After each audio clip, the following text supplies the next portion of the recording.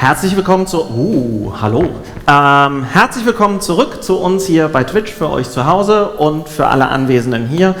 Dieses Panel werden wir wahrscheinlich in weiten Teilen auf Englisch halten, weil unsere beiden Gästen, die neben mir stehen, unsere schwedischen Partner, sprechen kein Deutsch. Und deswegen werden wir das auf Englisch halten, gerne aber Fragen hinterher beantworten. So, let's turn into English. Welcome to our Äventyr role-playing game, the Äventyr Sagospelet. Yep. Yep. Our panel. Beside me, we have Daniel and Björn, so welcome them.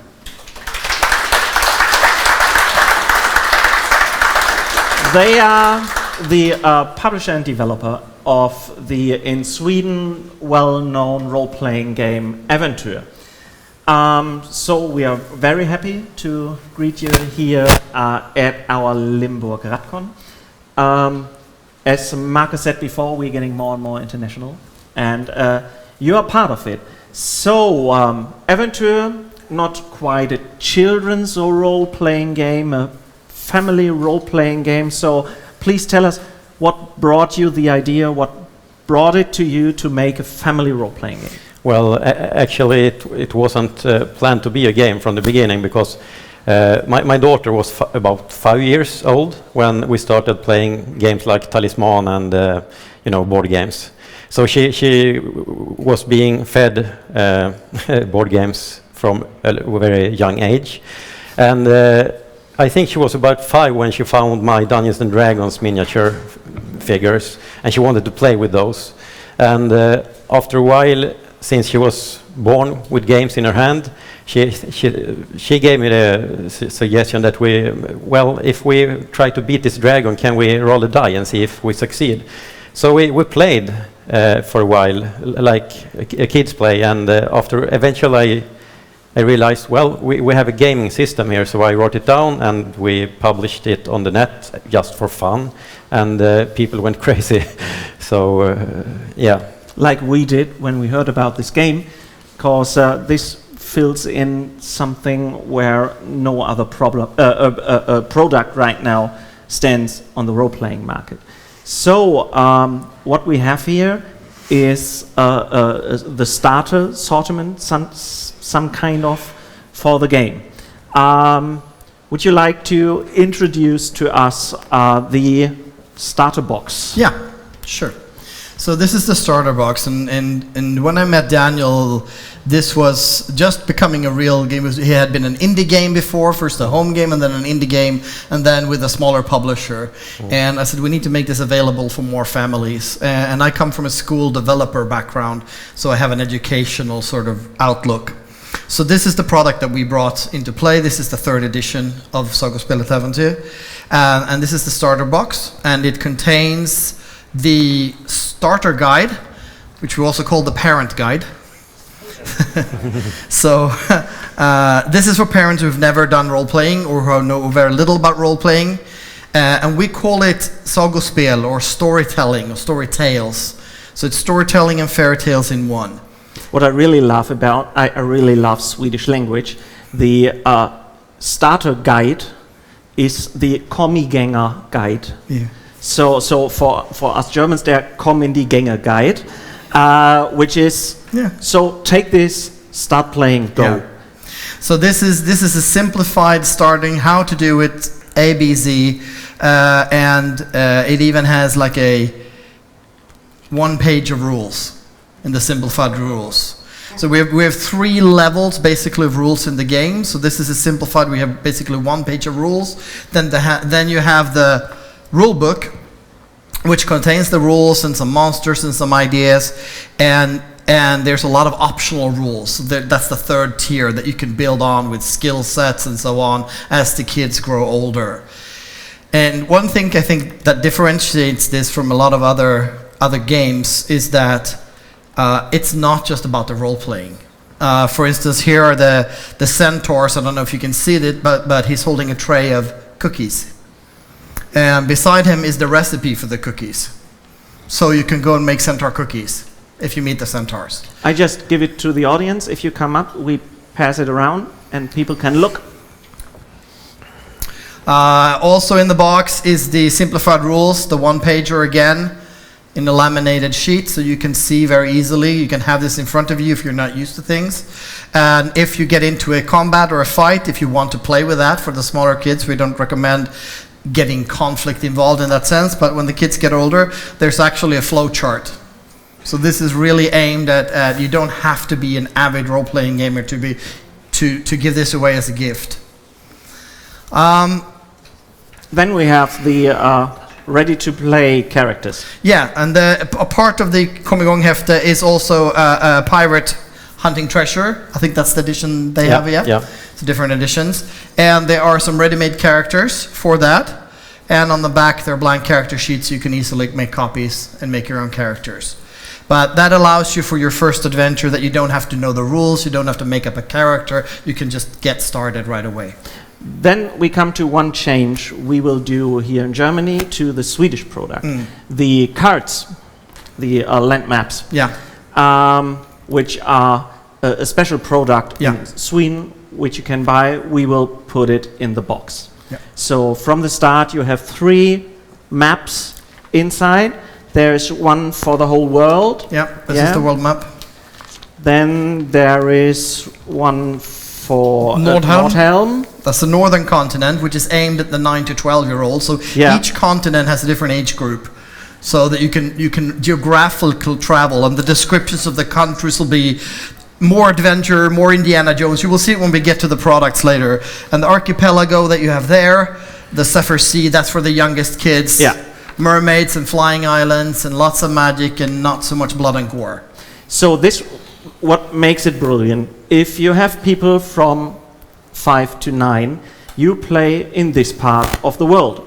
And all the adventures that play in this part of the world are specially designed for people of this age. And to get sure of that, we come to the next one. We come to this book, which is the regional book for this region, where you can play. So all the monsters that are in here, all the adventures that play there are less focused on physical combat. It's more about problem solving, making friends, finding treasures. More high fantasy as well, more magic and make-believe in general. And there are some really, really incredible monsters in there. I love the monsters, but to monsters we come later. I pass this around here, so people can look over here, and then it walks around like that. The next book will be for the 9 to 13, which is Nordhelm, and you can see on the cover. Yeah, you can compare the covers with the book and the floating island to this with a troll, I think it is. Holding a soldier over his arms, about to throw him into a fire, rip him apart. So this is more adventurous, and this is more glory and adventure for the slightly older kids. And the storyline is also a little bit more fantasy-like, a little less magic, a little bit more combat, but still with this sort of tongue-in-cheek and have fun together kind of style. This is together is one important word. I'm not getting tired to tell this over and over again. This is not to pass it to the children and say, go play and leave me alone. I want to watch Netflix. This is, well, I can understand if people do this, and I don't want to judge, but it is for playing together with the children. It is for uncles and aunts, for elder sisters and brothers doing games with their younger sisters and brothers. And this is to bring family together and not to have one for the children, one for the adults, and both go apart. And this makes this unique. It's for families and elder people playing together with younger people. Bring it to holiday and give a character to Oma. I mean... the characters. we pass everything around. Daniel, get ready. Okay. This gets to be sports. People stand up and sit down again. So, coming to adventures is speaking about creatures. Yes. So you meet the creatures of the countries. You meet other races like dwarves, elves, trolls. what kind? What are the main races you have in the game? Can you play elves? Yes, you can. And pixies and centaurs. Pixies and centaurs. Okay, bored. There's actually quite a lot of player races. Yeah, this is one special thing. You can only play dwarf, elf, human. You can also play a pixie, an elf, an centaur, a troll, whatever you want. To bring it on point, you can play whatever you want to play. Yeah.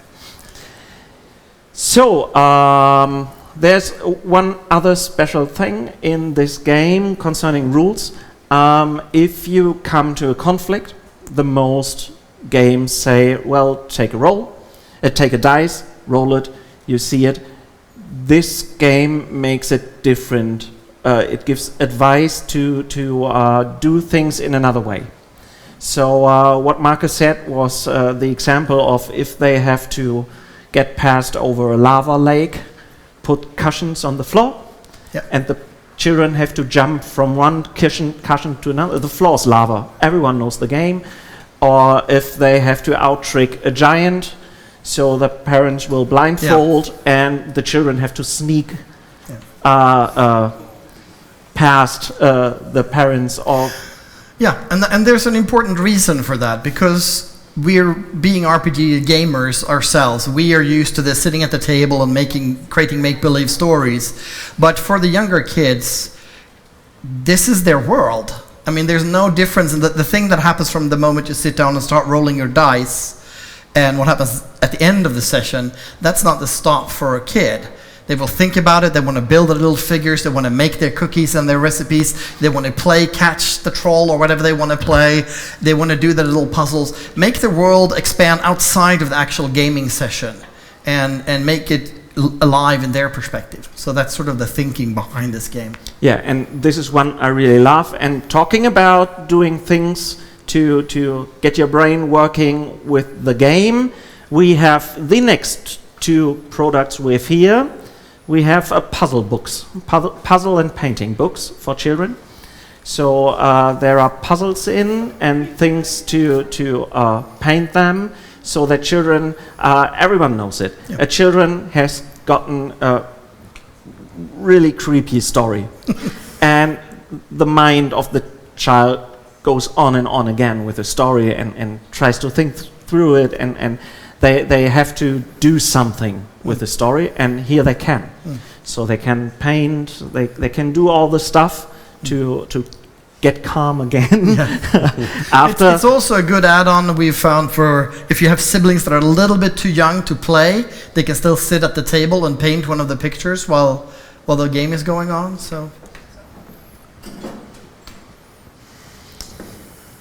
So it seems you've thought about nearly everything, and there's this book which role player loved the most.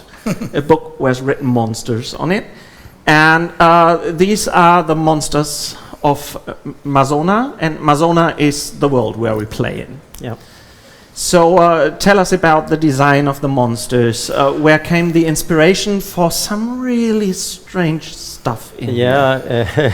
It's like many of the monsters are sprung from my daughter's imagination. She might have drawn a picture of some when she was like 5 of some strange thing. I don't know what it is, but it looks like 4 legs and a head. And then we make up a monster with those features. So I know what monster you talk about. You do. Yeah. And we often tend to. When she was smaller, we instead of reading in the nights, we played this game as a good night tale in the night.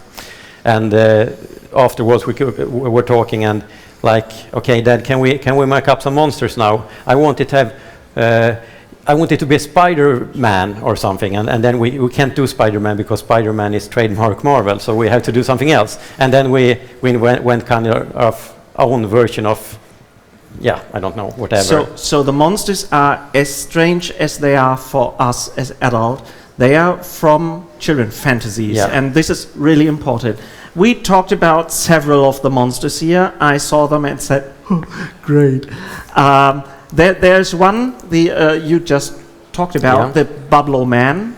You have to look it up. It's a grumpy old man with 4 arms as legs and a 5th arm as tail. So when you show this to children, they say, oh, it's an arm on the popo. So they really love stuff like that. There's nothing It's great. actually a quite dangerous creature because the Babylon, he babbles. Yeah. He won't shut up. Much like some parents in kid size. Yeah, of course. Or people doing marketing. There's you should show them this. People in marketing. I wasn't going to say that. I should show them the Surpupa because this is the Grouch in English. He shows up when people have arguments, and he goes, I told you so. He doesn't want anything good for you. He doesn't like you, and the only way to make him go away is to make friends and laugh. So a lot of the monsters, there are some traditional ones as well, but a lot of the monsters are sprung from kids' notions of reality and how kids perceive the world. And there's one kind of signature monster in it. And this is, I tell it because of the crowdfunding we will do in a short amount of time. It is the hopper. Yeah. I think I've seen it. The hopper. That's this. Yeah, that's the anatomic. The anatomic. Do we have another drawing? Yeah, we have. The hopper. I will pass this around. The hopper is an eye with two stumpy legs and feet. And this is some kind of signature monster because we come to this book later. There he is in. Yeah. And in our crowdfunding, we will do the hopper as a plushie. Yeah. They are adorable creatures. They're very friendly. They're flock living. And we will talk later about one who got lost. The problem is they don't have any mouth. They don't have any digestive tract. They can't eat. So how do they feed? Well, they feed by draining life energy. So all they want to do is make friends and have fun, but everything keeps dying around them. So that's sort of the tragic story of the hoppers, that they are quite isolated, but they always try to make new friends and fail at it. Yeah, this is where we come to this special hopper, his name is Kumpel. He's a Kumpel hopper, and he is together with a little girl. Her name is... you should know. Sarah. Yeah. Her name is Sarah, and they get kind of kidnapped by pirates. And they are put into a tower, and suddenly they recognize that the aura of Hopper does not harm Sarah. So for the first time, a little girl can be around a Hopper without getting harmed. What a great feeling for a Hopper. Yes. Yeah. And in the end there is a bit explained why the girl is not harmed. I do a bit of spoiler. Not many children in here. Because while the Hopper monster is not really a monster, he's a really kind person, the girl is not really a girl. When they get apart, they see that she's a mermaid. And so the mermaid girl and the Hopper can be friends together and everything is fine when they get apart. This is a children's book, a classic children's reading book, which will be also included in our crowdfunding. And even better, we will speak it and you can listen to it. Yeah. We will read it for you as a listening book. And I really love it. Yeah, and again, it goes to this whole thing that playing games and making make-believe isn't just about the gaming session. Yeah. It's at bedtime. It's when you're drawing. It's when you're baking and singing and dancing. Really cool. I passed this around also. So,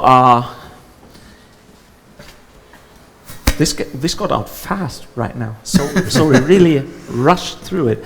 I want to talk a bit about our plans for future. So, because some things will be a bit different, like we do it here in Germany, than it is done in Sweden. One thing is we thought about how children keep their things in their children's room. So while this is done in books, we will collect the things in boxes. Like the starter box, we will do 2 to 3 additional boxes. I think there will be the monster box, the 5 to 8 box. 5 to 8 box, and the 9 to 13 box.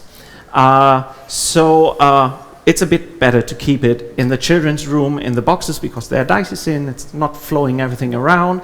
And like you said before, it's not only about playing the game, strict to the game, it's also about cooking together. There are lots of recipes in the books. Yeah, especially in the world books. Yeah. We actually had a dad who called, write an email to me, and his 7-year-old kid had never been eating fish. He hated fish. And then we got this recipe book, like they are living in the sea, archipelago in the sea, so they eat a lot of fish, and we have recipes with fish.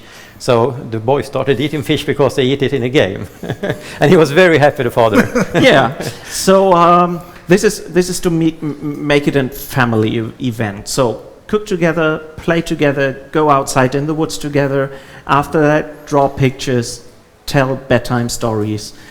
It's one big thing which is more in the thinking of children. You told about your pedagogic background. So you told us yesterday something about doing it for schools. Would you tell us about that? We have quite a large group of followers in Sweden that are librarians and teachers and so on, because this format and this setting has become very useful to do anti-bullying training or things like that, getting together, solving problems, and it's so easy to pull a character because the system is really, if you play the simplified system, is really easy to get started. You don't need that much to get going.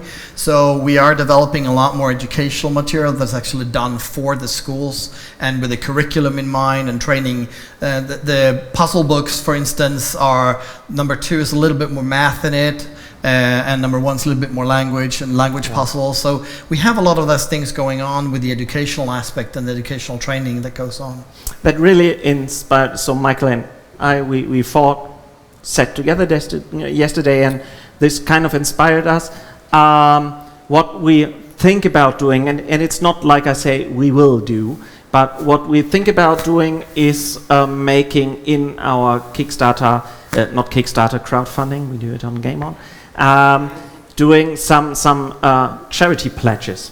So you can pledge the game for you and for charity cause, and send us the name of a school, a children's home, a hospital, or something like that, and we will send this package there.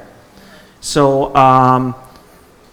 we've not really thought that through to the end, how much the charity pledge level will be. Will it be a bit lower? If I say it will be lower, Marcus will hit me, so I have to talk to him first and then say it will be lower.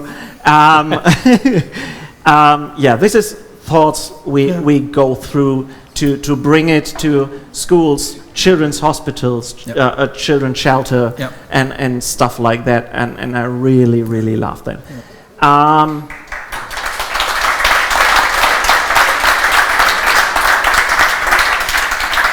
Then when we spoke the first time about Äventyr, there were lots of ideas going through our brains, and we can do this and that and this again, and we sent you your ideas, and to our astonishment you said yes to everything. So there will be things to come, and as you said, they may come in Sweden too after we produce it here. We will do an adventure journal for kids, a journal book where kids can write in or paint in the adventures they lived through, and even better, for every monster that is in the adventure and for every monster that is in the monster book you see, we will produce stickers. So the journal book is also a sticker book where the children, after they got into a conflict with a monster, the game master, means aunt, uncle, parents, grandparents, whoever, can give this sticker to the children. They can put it into their journal, and we have some kind of achievement system. You said, gonna catch them all. So something people, children are related to. What Jens hasn't realized is he's opening the floodgates, because about 6 months from now, there will be a high demand for Schwarze Auge fans to have a kill journal with stickers for every monster that you've killed.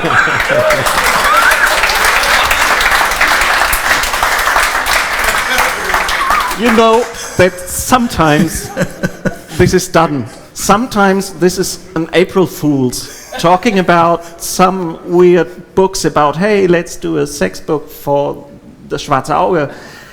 And you say, well, let's do a sticker book for... I don't... We are not planning anything like this right now. I love the idea. So, not only children love to collect things, adults do too. So maybe not. So, and we will do the plush. Yes. We will do the listen book, Yep. the Hörspiel.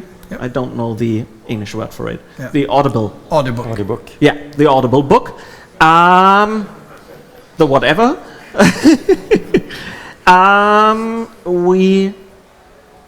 We talked about stretch goals. Yes. And there's one thing you did, and I talked with Marcus about this this morning, and I think we will do it too. Yep. So there will be 2 special pledge level for this crowdfunding. First of all, you can send in a picture of your child, and we will paint it in the rule book. This will be one. Yeah, this is great. The next one is even better. You can send in, if you take this pledge, and we don't really now calculate it, you can send in a picture of your child, the name of your child, the Some traits. some traits. So Curious. three character traits like curious, always hungry and funny, or things like that. And some special item which is important for the children. Maybe some small story which is important for the relationship to your child. And there will be a small chapter in the book for this child and be put in there. So the child will be prince or princess of there's a landscape. So the children find their self inside the book. Isn't that great? I love the idea, totally. There were some, I want to tell it because you told us... Marcus approved the deck of cards, so I think we can... He did? Yeah, I met him Yeah. when we met him. We, because we want to keep children playing, we will produce playing cards. Normal, ordinary playing cards. Not some special things, to play Mau Mau. With the characters and the monsters and optics of the game. So the children can play cards with these cards where they recognize the monsters they met and the game. He also approved it. Well, we have so much more ideas to do. At some point I think we will have to stop because this crowdfunding will get too big. One thing for the boxes is also that we try, and it's hard in Germany, we try to get into normal, ordinary gaming stores with this. So we don't want to have it only on the internet and in role-playing stores, in hobby stores. We try to reach all the game retailers. This is really, really, really hard in Germany to get into their stock. Yeah. But we will try. We promise we will try, and it will be great if we can. Yeah. So this cards is will always a good way to and come the in these books, stores. and the puzzle books. Yeah, this is always a good way to come there. Well, we moved around several other ideas what we can do. I don't want to tell everything right now. What I can tell is that the crowdfunding we will do will start right after DSA Mythos. So this will be our September crowdfunding.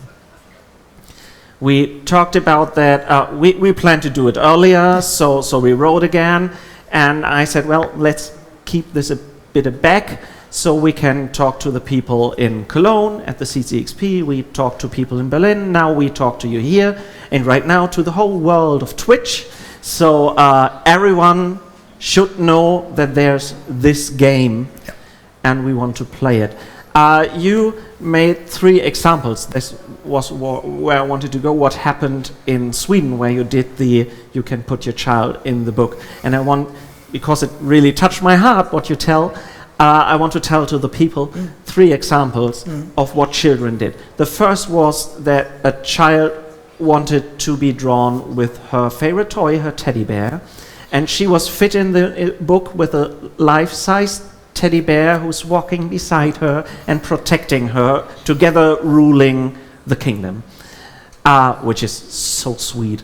The next one was some parents bringing in a picture of their baby, and a baby princess to rule a kingdom. Great.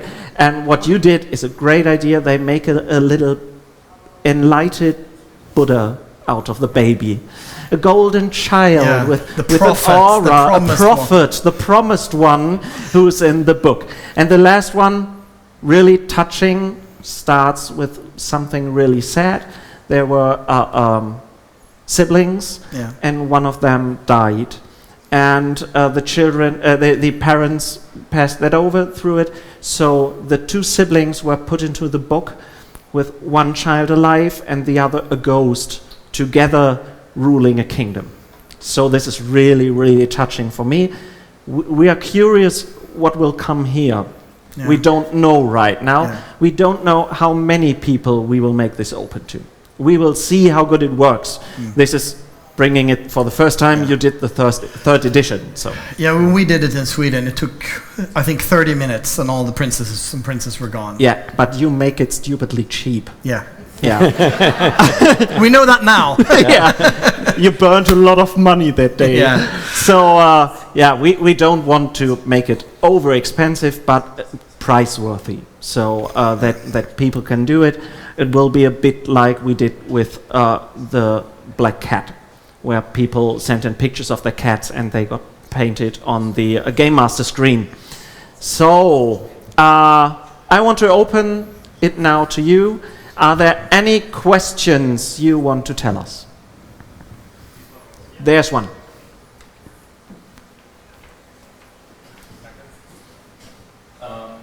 So I have the question. You talked about some specific educational stuff for schools, which were made in Sweden, I guess.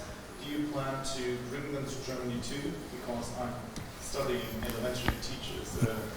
I would be glad to have that in my room. Yeah, what we are planning right now, it's not done, but we are planning and working on it. Everyone in here knows, I think, the Drachling program, where you can be a game master doing games for us. What we want to plan is something to do a dragon horde. So a place, a school, something, some hub for role-playing, where we make a program to send there several stuff like Äventyr and other role-playing games, mostly starter boxes, for teachers making working groups. And we are right now collecting schools for the pilot project. We want to see how it works. We make Jens Ulrich, the author of The Black Cat, has done a guide for parents and teachers and educational personnel how to play with children. Yep. This is something we want to pass around and use more often. And like I said, we want to do the charity pledges, where we will send this to teachers, schools, kindergarten, whatever. Whatever the one doing the pledge wants us to send this to. Other questions? Marcus Klötz said that there are some physical body movements involved playing, so that kids don't have to sit that long. What about that? So this is like we said. This is the floor is lava game. If the characters have to pass a lava lake, just put some cushions on the floor, and children will jump from cushion to cushion and are not allowed to touch the floor. Yeah. Or if they have to sneak past a giant, the parents or whatever can blindfold themselves and children sneak beside it. In the adventures, there are always hints what you can do if you don't want to do it by dice. Yeah. Right? Right. Yeah, that's right. Any more? doesn't look so. So, who is convinced and thinks this is a good thing we do? Okay, everyone. Cool. One thing from me, please talk to people out there. It would be a pity if we start this project and nobody knows. This is such a great game you did. This is such a great experience for families that we really, really want to make this successful. It's a hard project for Marcus especially. Yeah. One more thing that's unique about this game is that my co-creator, she was 5 years old when we started, and she has been along the line all the time. She's 15 now, so we have done it for quite a while. It's made by the Target group. Target group, yeah. This is a really great point that it is a game from children, so children made. Yeah. Cool. You can tell that it's made by your daughter because one of the special skills of princesses is sword fighting. Yeah. Because, not all princesses like the softer arts. It's just a title. You can do what you want. Yeah. Pretty much. Yeah, and even this is also what I like, the inclusive aspect of the game, that there are children of every color, of every age, boys, girls, all groups mixed up. This is all, and there is one thing I really like. There is a queen's kingdom where two queens as a couple reign a kingdom. We also have a kingdom where two kings rules together. And they have adopted a bunch of kids, mermaids. So it's mermaids, kids. Yeah. Cool. Why not? Why not? Everything's possible. So this is the point. It's really inclusive. It's from children, for children, from us, for you. So I think we've done everything we can. Absolutely. Yeah. If you have any questions, come to me, to Marcus, to Michael, who's our line developer for this game. And if you see Kai, he's the translator for the game. The most enthusiastic translator. He is so up to this game. He also translated Tales of Equestria, so he's really game with this kind of games. So, write us your questions, play games with your children, and have fun on Ratcon. Thank you.